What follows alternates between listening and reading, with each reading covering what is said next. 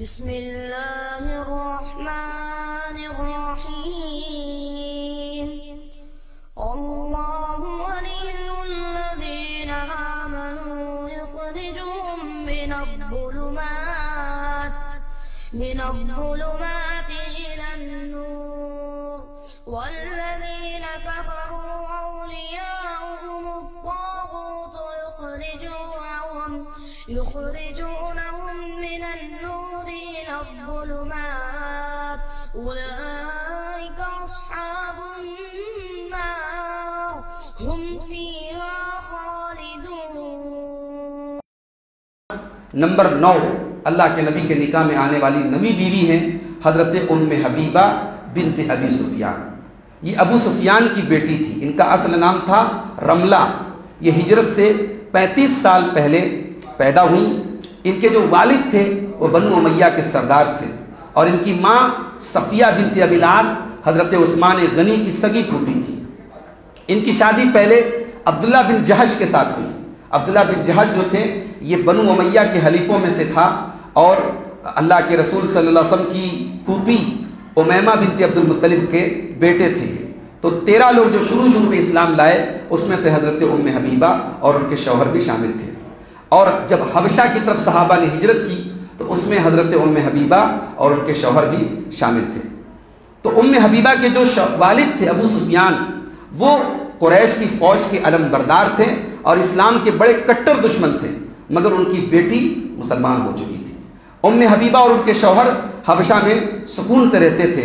وہیں سن 6 ہجری میں ان کے شوہر کا انتقال ہو گیا اور آپ بیوہ ہو گئی۔ اب شوہر کی موت سے ایک تو پردیس میں حبشہ میں ہیں اور وہاں آپ بے سہارا ہو گئی۔ تو ان کے جو دیور تھے عبید اللہ بن جہش اور حضرت عثمان وغیرہ، یہ سب لوگ مکہ چلے گئے تھے۔ اب وہاں ان کے خاندان کا بھی کوئی نہیں تھا۔ تو اللہ کے نبی صلی اللہ علیہ وسلم نے اپنے خاندان کی اس معزز اور اسلام کی اس قدیم وفادار عورت کے بیوہ ہونے کی جب آپ کو اطلاع ملی تو آپ نے عمرو بن امیہ زمری کو نکاح کا پیغام دے کر کے حبشہ بھیجا۔ یعنی اللہ کے نبی اپنے صحابہ اور صحابیات کی کتنی خبر رکھتے تھے کہ یہ اللہ کے رسول کے کٹر دشمن کی بیٹی ہے۔ ابو سفیان ابھی اسلام نہیں لائیں گے، ابو سفیان اسلام کے کٹر دشمن ہیں، مگر یہ بیٹی اسلام لا چکی ہے اور پردیس میں بیوہ ہو گئی ہے۔ اللہ کے نبی کو پتہ چلتا ہے، آپ نکاح کا پیغام بھیجتے ہیں، اور نکاح کا جب یہ پیغام حضرت عمرو بن امیہ زمری لے کر کے پہنچتے ہیں تو حبشہ کا جو بادشاہ تھا نجاشی، جو مسلمان ہو چکے تھے، انہوں نے ان کے ہاتھوں جو ہے حضرت ام حبیبہ کے نکاح کا پیغام ان کو ملا۔ انہوں نے خوشی کے ساتھ اس رشتے کو قبول کیا، اور جو نوکرانی جو مادی یہ رشتہ لے کر کے آئی تھی، حضرت ام حبیبہ نے اپنے جسم کے تمام زیور اس کو اتار کر کے دے دیے۔ جب یہ رشتہ پکا ہو گیا تو نجاشی نے حبشہ میں ایک بہت بہترین پروگرام کیا، تقریب کی، اور اس میں حضرت جعفر اور دیگر جو صحابہ موجود تھے وہ بھی موجود تھے، اور ام حبیبہ کی طرف سے حضرت خالد بن سعید اس نکاح کے وکیل قرار پائے، اور نجاشی نے خطبہ نکاح پڑھا۔ اللہ کے رسول مدینہ میں ہیں، اس کا مطلب یہ ہوا کہ نکاح اس طریقے سے بھی ہو سکتا ہے۔ اگر لڑکے کی طرف سے کسی کو ذمہ دار بنا کے بھیج دیا جائے تو خطبہ نکاح ایسے بھی ہو سکتا ہے۔ نجاشی نے نکاح کا خطبہ دیا حبشہ کے اندر، اور 400 دینار مہر خود نجاشی نے ادا کیا، اور اس موقع پر نجاشی کی طرف سے ایک شاندار دعوت کا بھی اہتمام کیا گیا۔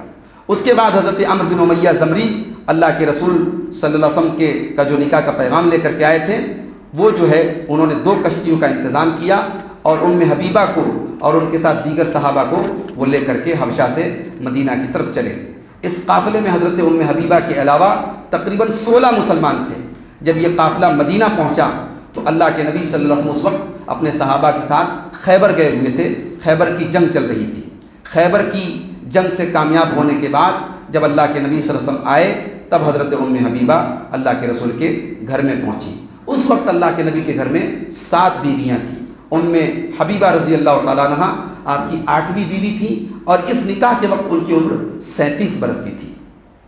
صلح حدیبیہ جب اللہ کے رسول نے مکہ کے کافروں کے ساتھ حدیبیہ کے اندر صلح کی تو اس میں ایک صلح کے اندر ایک چیز یہ بھی طے ہوئی تھی کہ مکہ کے قریش اور اللہ کے رسول صلی اللہ علیہ وسلم دونوں لوگ ایک دوسرے سے جنگ نہیں کریں گے، اور جو الائٹ قبیلے ہیں جن کے ساتھ مسلمانوں کا الائنس ہے اور جن کے ساتھ مکہ کے کافروں کا الائنس ہے، تو تو الائٹ قبیلوں کے ساتھ بھی کوئی جنگ نہیں کرے گا، مگر مکہ کے مشرکین نے اس کی خلاف ورزی کی، اور بنو خزاعہ جو اللہ کے نبی کے الائٹ تھے انہوں نے بنو بکر کے ساتھ، بنو بکر جو ہے یہ قریش کے الائٹ تھے، تو بنو بکر کے لوگوں نے بنو خزاعہ پر حملہ کیا اور بنو خزاعہ کے 23 لوگوں کو دھوکے سے مار ڈالا۔ اب اس میں قریش کے لوگوں کا بھی ہاتھ تھا۔ اب ظاہر ہے یہ صلح حدیبیہ کی کھلم کھلا خلاف ورزی تھی۔ تو جب اللہ کے نبی صلی اللہ علیہ وسلم کو پتہ چلا تو آپ نے اعلان کر دیا کہ اب یہ ایگریمنٹ ختم، جو صلح ہوئی تھی وہ صلح ختم۔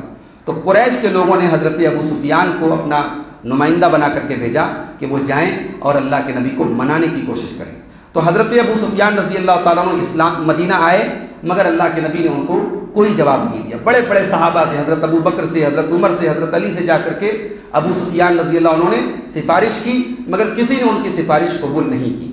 اس موقع پر حضرت ابو سفیان اپنی بیٹی کے گھر بھی آئے، اپنی بیٹی کے گھر آئے جو اب رسول اللہ صلی اللہ علیہ وسلم کی بیوی بن چکی تھی۔ جب وہ اللہ کے نبی کے بستر پر بیٹھنے لگے تو حضرت ام حبیبہ نے بستر کو لپیٹ دیا۔ تو ابو سفیان نے کہا یا بنیا ارغبت بهذا الفراش عنی ام بکم، یہ بستر میرے لائق نہیں تھا یا میں اس بستر کے لائق نہیں تھا؟ تو حضرت ام حبیبہ نے کہا بل ہوا فراش رسول اللہ، یہ بستر اللہ کے رسول صلی اللہ علیہ وسلم کا بستر ہے، اور آپ ایک مشرک ہیں، آپ ناپاک ہیں، رسول اللہ کے بستر پر میں آپ کو بیٹھنے کی اجازت نہیں دے سکتا۔ باپ نے یہ سنا تو کہا کہ میرے بات تو بہت بگڑ گئی ہے، اور یہ کہہ کر کے وہاں سے چلے گئے۔ تو ان کے اسلام قبول کرنے کے بعد پھر ان کے باپ کے دل میں بھی سافٹ کارنر پیدا ہوا، اور پھر بعد میں حضرت ابو سفیان بھی اسلام لے آئے، اور پھر ان کے بھائی حضرت معاویہ اور ان کے دوسرے بھائی حضرت یزید بن ابی سفیان، یہ دونوں بھی اسلام لے آئے، اور ان دونوں کا بڑا اہم رول ہے ملک شام کو فتح کرنے میں۔ ان کی ایک بہن تھی جویریہ بنت ابی سفیان، وہ اپنے شوہر کے ساتھ جنگ یرموک میں شہید ہو گئے۔ تو گویا یہ پوری فیملی، ابھی تک تو اسلام کے خلاف تھے ان کے باپ اور ان کی فیملی اسلام کے خلاف تھی، مگر ان کے اسلام لانے کے بعد اب یہ پوری فیملی اسلام کی وفادار ہو گئی، اور اسلام کے لیے بڑی قربانیاں انہوں نے دی۔ آخری لمحات جب ان کے آئے حضرت ام حبیبہ کے، تو انہوں نے حضرت عائشہ کو بلایا اور حضرت ام سلمہ کو بلایا اور کہا کہ میں آپ کی سوتن تھی، اگر میری ذات سے کبھی آپ کو تکلیف پہنچی ہو تو میں اللہ کے پاس جا رہی ہوں، مجھے معاف کر دیجیے۔ کتنی بڑی بات تھی بھائی، سوتن میں اونچ نیچ ہوتی ہے، بات کہاں سنی ہو جاتی ہے، مگر مرتے وقت، دنیا سے جاتے وقت حضرت ام حبیبہ کو یہ احساس ہے کہ میں اپنی سوتنوں سے معافی مانگ کے جاؤں۔ تو ان دونوں کو بلایا اور معافی مانگی۔ 72 سال کی عمر میں سن 44 ہجری میں حضرت ام حبیبہ مدینہ میں وفات پاتی ہیں۔ آپ 65 حدیثوں کی راویہ ہیں، اور آپ سے آپ کے بھائی حضرت معاویہ نے اور آپ کے بھائی حضرت یزید بن ابی سفیان نے بھی حدیثوں کو روایت کیا ہے۔ حضرت ام حبیبہ اللہ کے رسول سے کتنی محبت کرتی تھی، اس کا اندازہ ایک واقعہ میں بیان کر کے بات ختم کرتا ہوں۔ حضرت ام حبیبہ کہتی ہیں کہ میں نے اللہ کے رسول صلی اللہ علیہ وسلم کو یہ فرماتے ہوئے سنا ہے کہ جو رات اور دن میں 12 رکعت نمازیں پڑھتا ہے، جو رات اور دن میں 12 رکعت نمازیں پڑھتا ہے، بنی لہ بیت فی الجنہ، اس کے لیے جنت میں ایک محل تعمیر کیا جائے گا۔ ام حبیبہ کہتی ہیں کہ یہ 12 رکعت نماز جب سے میں نے رسول اللہ صلی اللہ علیہ وسلم سنی ہے، یہ 12 رکعت نماز میں نے کبھی نہیں چھوڑی ہے۔ پھر ان سے روایت کرنے والے انبسا کہتے ہیں کہ جب سے میں نے ام حبیبہ سے یہ حدیث سنی ہے، میں نے یہ 12 رکعت کبھی نہیں سنی ہے۔ پھر ان سے روایت کرنے والے عمر بن عاص کہتے ہیں کہ جب سے میں نے یہ حدیث انبسا سے سنی ہے، میں نے یہ 12 رکعت کبھی نہیں چھوڑی ہے۔ پھر ان سے روایت کرنے والے نعمان بن سالم کہتے ہیں کہ جب سے میں نے عمر بن عوص سے یہ حدیث سنی ہے، میں نے یہ 12 رکعت کبھی نہیں سنی۔ بھائی اس کو کہتے ہیں اہل حدیث۔ حدیث کو سننا اور حدیث کو بیان کرنا یہ اہل حدیث ہونے کے لیے کافی نہیں۔ اہل حدیث وہ ہے جو حدیث کو سنے اور اس پر عمل کرے۔ یہ ہمارے اسلاف تھے، یہ ہمارے محدثین تھے، ایک پوری چین چلی آ رہی ہے، پوری سند چلی آ رہی ہے کہ صحابیہ کہہ رہی ہیں کہ میں نے نبی سے سنا تو پھر یہ کام کبھی نہیں چھوڑا۔ پھر صحابیہ سے روایت کرنے والا تابعی کہہ رہا ہے کہ جب سے میں نے ام حبیبہ سے سنا میں نے یہ کام نہیں چھوڑا۔ تو پوری ایک چین چلی آ رہی ہے، حدیث کو سنتے ہیں اور اس پر عمل کرتے ہیں۔ آج کتنی حدیثیں ہیں ہم سنتے ہیں، ایک کان سے سنتے ہیں دوسرے کان سے اڑا دیتے ہیں۔ تراویح کی نماز چل رہی ہے، ہمارے نوجوان ماشاءاللہ طاقتور ہیں، مضبوط ہیں، ہٹے کٹے ہیں، بیٹھے ہوئے ہیں، یہ ہماری عبادت کا شوق ہے۔ یا اللہ کے رسول کی بیویوں کے بارے میں ہم پڑھ رہے ہیں کہ فجر کی نماز سے لے کر چاشت کے وقت تک بیٹھ کر کے اللہ کا ذکر کر رہی ہیں۔ یا ہمارا نوجوان ہے، مسجد میں بیٹھا ہوا ہے، تراویح کی نماز چل رہی ہے وہ تراویح نہیں پڑھ رہا ہے. کیوں بھائی، کیوں ایسا کر رہا ہے؟ اور اکثر میں دیکھتا ہوں کہ یہ جو 12 رکعت نمازیں جو حبیبہ کہتی ہیں میں نے کبھی نہیں چھوڑی، آج ہم لوگ بلا وجہ چھوڑ دیتے ہیں. بھائی مغرب کے بعد 2 رکعت اس 12 میں شامل ہے نا. مغرب کے بعد میں دیکھتا ہوں لوگ نکل جاتے ہیں، 2 رکعت نہیں پڑھتے. ظہر کے بعد کی 2 رکعت، ظہر کے پہلے 4 رکعت کون پڑھتا ہے بھائی؟ اکثر لوگ نہیں پڑھتے. ظہر کے پہلے 4 رکعت اور ظہر کے بعد 2 رکعت اسی 12 رکعت میں شامل ہے. فجر کے پہلے کی 2 رکعت اسی 12 رکعت میں شامل ہے، اور عشاء کے بعد کی 2 رکعت اسی 12 رکعت میں شامل ہے. عشاء کے بعد آپ کو تراویح پڑھنا ہے تو آپ کی 2 رکعت نہیں پڑھیں گے؟ کس نے کہہ دیا آپ سے؟ تراویح اپنی جگہ ہے، اور یہ 2 رکعت سنت مؤکدہ اپنی جگہ ہے. یہ 12 رکعت نمازیں اپنی جگہ ہیں. جو نبی کی حدیث کو سنے اور اس کے دل میں یہ ایمان اور یقین ہو کہ میرا نبی سچا ہے، اور اس اتنی بڑی فضیلت جو سن لے کہ یہ 12 رکعت پڑھنے کے بعد اللہ تعالیٰ جنت میں محل تعمیر کرتا ہے، اس کے بعد بھی یہ 12 رکعت کے معاملے میں کوئی لاپرواہی کرے تو اس کا مطلب کہ حدیث کو سنتا تو ہے لیکن حدیث کی محبت اس کے دل میں موجود نہیں. تو میرے بھائیوں، اللہ کے رسول کی بیویوں کے حالات آپ کے سامنے صرف اس لیے نہیں بیان کر رہے کہ بس ایک تاریخ ہے، ایک ہسٹری ہے، بیان کر لیا اور آپ سن رہے ہیں. یہ اس لیے بیان کیا جا رہا ہے کہ یہ وہ بیویاں ہیں، کسی بڑے خاندان کی بیٹی ہیں، سردار کی بیٹی ہیں. اللہ کے رسول کے گھر میں آ کر کے ایسا تو نہیں کہ بڑے عیش و آرام سے رہ رہے ہیں، ایسا تو نہیں کہ اللہ کے رسول محلوں میں رکھ رہے ہیں. چھوٹا سا کمرہ ہے، اور اللہ کے رسول کے کمرے کیسے تو میں بیان کر چکا ہوں. مٹی کا چھوٹا سا کمرہ ہوتا تھا اور دروازے پر ایک ٹاٹ کا پردہ پڑا رہتا تھا، کھجوروں کے پھوس کا چھپر رہتا تھا، اور اس معمولی سے کمرے میں اللہ کے نبی کی بیویوں نے 50 سال 60 سال نبی کے ساتھ اور نبی کے بعد 50 سال اس کمرے میں گزارے، کبھی باہر نکلنے کے بارے میں نہیں سوچا. کتنی بڑی بات ہے میرے بھائی.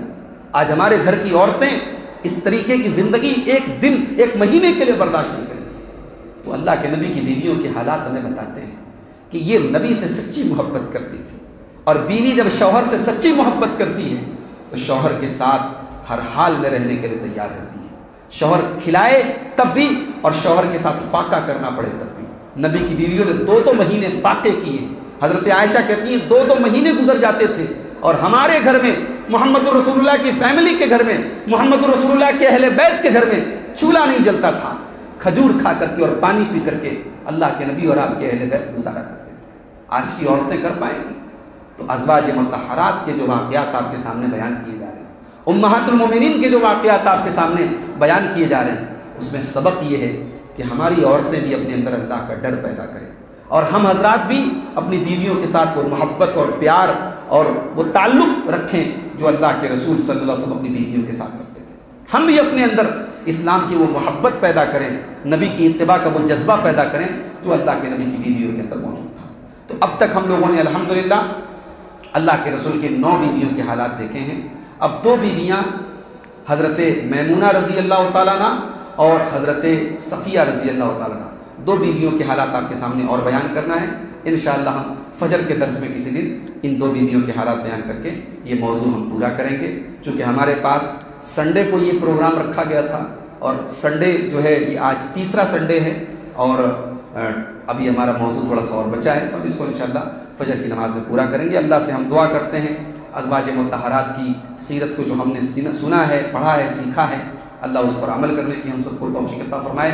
اللہ تعالی ہم سب کو نبی کے اہل بیت سے، نبی کی بیویوں سے، نبی کے تمام صحابہ سے سچی محبت کرنے کی توفیق عطا فرمائے. ان کے متعلق ہمارے دل میں کسی بھی قسم کا کینہ اور کپٹ نہ ہو. رمضان کا مہینہ چل رہا ہے، آج دوسری طاق رات ہے. اللہ تعالیٰ ان طاق راتوں میں ہماری عبادتوں کو بھی قبول فرمائے. آمین. وآخر دعوانا الحمدللہ رب العالمین. انشاءاللہ آج عصر کی نماز کے بعد ہم تفسیر قرآن پیش کریں گے، اور قرآن کے 24ویں پارے کی تفسیر آج انشاءاللہ